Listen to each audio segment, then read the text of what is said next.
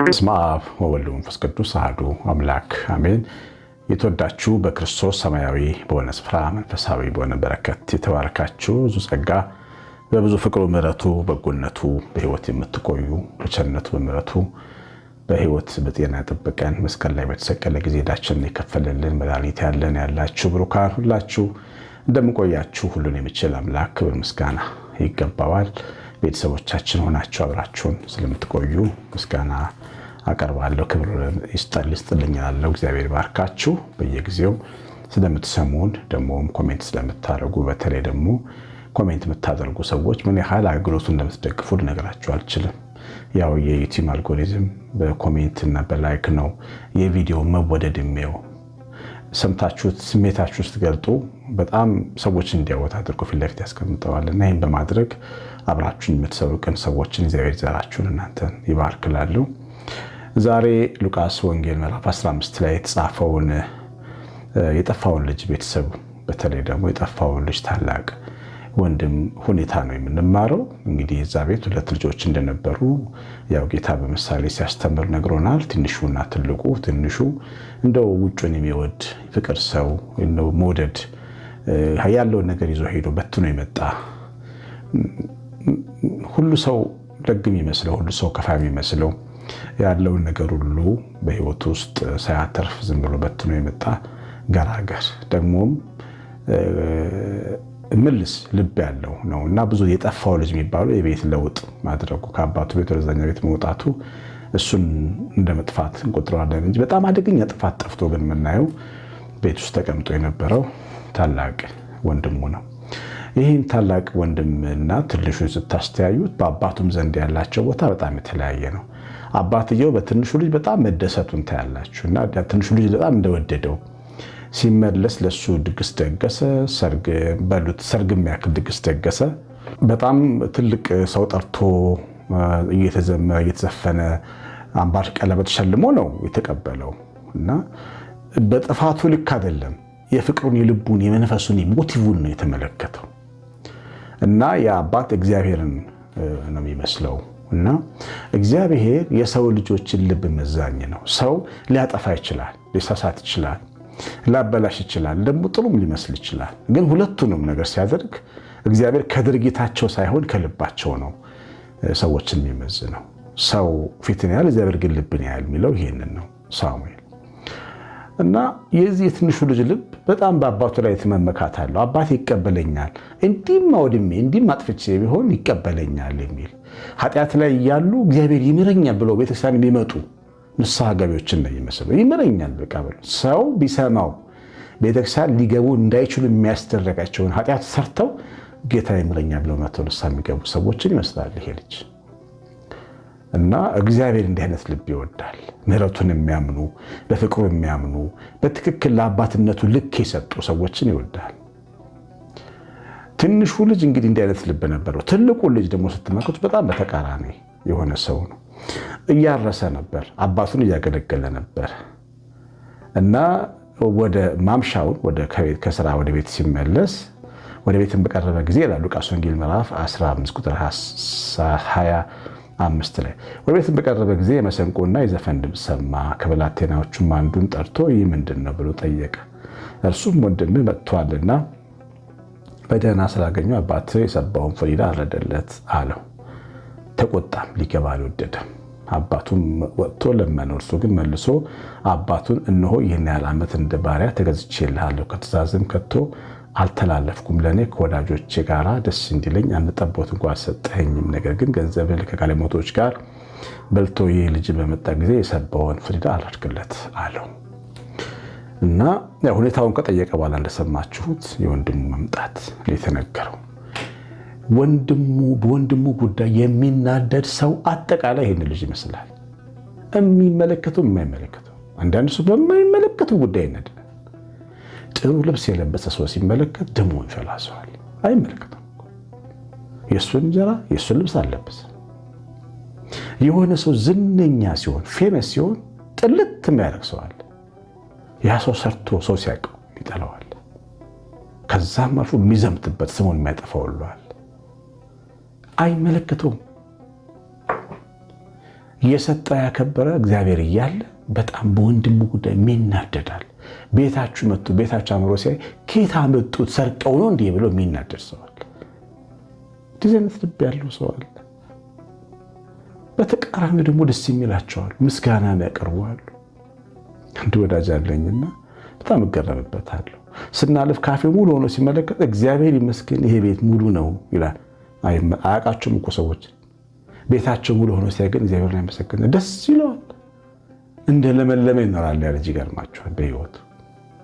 ቅን ልብ ያላቸው ደግሞ እንደዚህ ያሉ ወንድሜ መጣሰይ የሚሉ ተመቸው አማረበት የሚሉ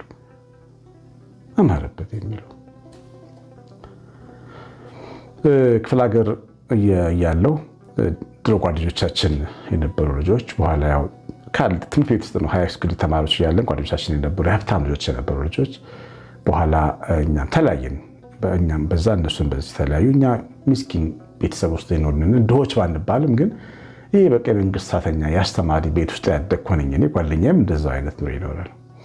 ከዛ በቃ ኖርንና ብቻ ከተወሰነ ዓመታት በፊት የነበርንበት ሀገር ሄድን ልንጠይቅ እና እዛ ስንደርስ አጋጣሚ አብረውን የነበሩ ጓደኞቻችን እየመጣን ነው። እኛ በዚህ በእግራችን ከተማ ክፍለ ሀገር ከተማ ውስጥ በእግራችን እየሄድን ነው አስፓልት ላይ። እነዚህ ልጆች ከርቀት መጡ። ልጆቹ ጫት ግድል አድርጓቸው ድክርት ብለው ሌላ ሰው ሆኗል። አወቃቸው፣ እሱ አወቃቸው። ናና እንደበቃለኝ። ለምን እንደበቃለን ስለው እኛ እኮ ጥሩ ልብስ ለብሰን ካዩ ይሰማቸዋል፣ ኑሯቸውን ይጠሉታል እኮ ልባቸው ይጎዳል እኮ። ተመልከቱ። ለወንድሙ ልብ የሚሳሳም ሰው ደግሞ አለ፣ የሚያዝናለ ሰው ሲያምርበት እንኳን ሰው እንዳይበሳጭ የሚጠነቀቅ ሰው አለ። ደግሞ በጌጡና በቀለበቱ ደግሞ ሰው ሲያናድ ሲያቃጥል የሚሆን ደግሞ በቀለኛ ሰው አለ። በቀል ታውቃላችሁ፣ በቀስት ብቻ እንዳይመስላችሁ፣ በስለት ብቻ እንዳይመስላችሁ፣ በኑሮ በውድ መኪናው በውድ ሽቶ የትናንትናውን ወዳጁን ሲያቃጥል የሚኖር ሰው ደግሞ ክፉ ሰው አለ። እነዚህን ሁሉ ነገሮች በደንብ አስተውሏቸው።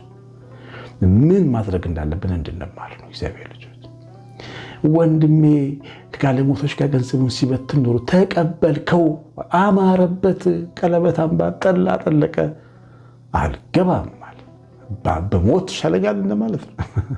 ሰው ሲያምርበት በሞት ይሻለኛል የሚሉ ሰዎች እንዳሉ ታውቃላችሁ። ምድር ላይ ሲያምርባችሁ ስትዋቡ ስትቀቡ ደስ የማይላቸዋል።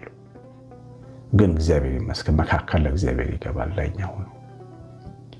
ይሄ ወንድም ታላቅ ወንድሙ ምን እያሉ አልሰማም። እሱ ሰርግ ውስጥ ሙዚቃ ውስጥ ነው ያለው፣ መዝሙር ውስጥ ነው ያለው። አባትየው ግን መሃል ገብቶ ተው ልጄ ይላል። እግዚአብሔር ዳኛ ሆኖልን ነው እንጂ ክፉ ሰዎች በጣም ብዙ አሉ በዙሪያችን። መውደቃችንን እንጂ መቆማችንን የማይፈልጉ፣ ጥቁር መልበሳችንን እንጂ ነጭ ለብሰን እንዲያዩን የማይፈልጉ፣ ተዋርደን እንጂ ቆመን ማየት የማይፈልጉ ብዙ ሰዎች አሉ በዙሪያችን። እግዚአብሔር ኢየሱስ ክርስቶስ መሃል ገብቶ ስለሚናገር ስለሚከራከር ነው ከነሱ ጋር አደብ ስለሚያስገዛልን። እንደ ክፋታችን ለጥርሳቸውን እሻ ያላረጋል። እግዚአብሔር ይባረክ። ለክፉዎች አልሰጠን። አንድ ቤት ውስጥ እየኖርን አንድ መሬት ላይ አንድ ምድር ላይ አንድ ከተማ ላይ እየኖርን ይጠብቀናል መድኃኒዓለም እንጂ ጠላቶቻችን በጣም ብዙ ናቸው። እኛም ብዙ ስለነሱ እያሰበን መጨነቅ የለብንም። እግዚአብሔር ማመን ነው። ይሄ ትንሽ ልጅ አባቱን አምኖ ስለመጣ እኮ ነው ይሄን ሁሉ ዋስትናና ከለላ የሚያገኘው። ከአባቱ ተከላካይ ሆነለት። ይሄ ወንድም እኮ ባይናገር ዝም ቢባል ሊያጠቃው ይችል ነበር። አባቱ ግን ተከላከለለት። ስላመነው ተከላከለለት። እግዚአብሔርን አምናችሁ ኑሩ እንጂ ምንም አንሆንም። ዋናው ግን የህይወት ጥላና ጋሻ የሆነውን መድኃኒዓለምን ማመን ግን ያስፈልጋል። እግዚአብሔር ልጆች አሉ በዙሪያችን በጣም ብዙ እና በወንድሙ መመለስ እንደተበሳጨ ተናገር።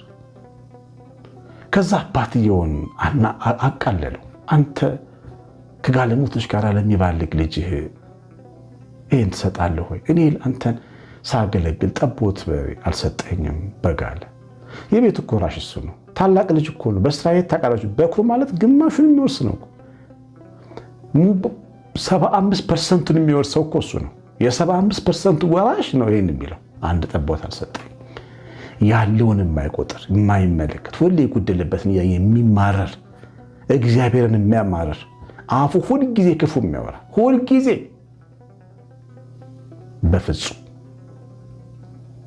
በፍጹም በቀደም ማርት ሄድኩኝ ሱፐር ገበያ ሱፐር ማርኬት ሄድኩኝ አንድ ቃል ገዛ እና እቃውን ገዝቼ ስወጣ ሊያግዙኝ አንዳንድ ሰዎች ይመጣሉ እና አንዱ መጣ ሊያግዘኝ ራሱ ነው የመጣው ከኋላ ግን የሚናገረው ነገር ማመን የሚያቀቱ ችግሮት ሊሆን ይችላል ግን ይሰራል ቲፕ የሚያገኛል በአቅሙ ሊኖር ይችላል ሊከብደው ይችላል ነው የሚናገረው ነገር ግን በቃ እግዚአብሔር በቃ አገሩ ላይ እሳት ያወረደ የሚያስመስለው ትንሽ ደቂቃ ከእግሬ ስር እየተከተለ የሚናገረው እንዳለ ኮምፕሌን እንዳለ ጨለማ ለብሶ ነው ቆሞ ይወጣል። ተው አታጉረምርም፣ ምስጋና ቅረብ፣ ሰርተህ ታድራለህ። ሰርቆ የሚኖሩ ልጆች እኮ አሉ ስራ ጥልተው ወይ ስራ አጥተው ሰርተህ ታድራለህ። ተው አልኩት። ተው እንደዚህ አትበል።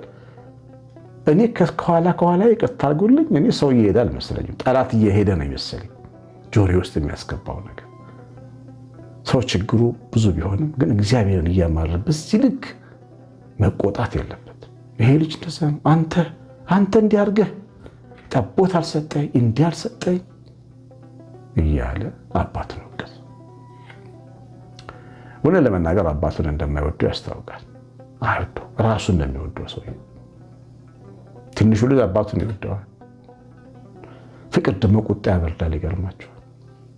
አንድ ቤተሰብ እዛ ወልቂጤ ስኖር አንድ ቤተሰብ አውቃለሁና 11 ወንድ ልጆች አላቸው። ኃይለኛ አባት ኃይለኛ። እሳቸው ሲገቡ ቤቱ ኮሽ አይል ኮሽ ወፍ አይጮህበትም ቤት ውስጥ።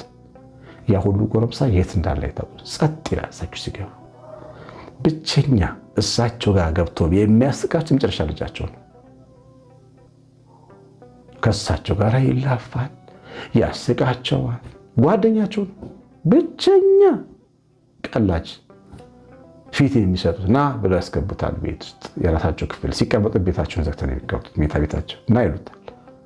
መኝታ ቤት ገብቶ ተጫውቶ ቀልዶ ስቆ ተራፍቶ የሚወጣው እሱ ነው። አባትየው እሱን አይቆጡም።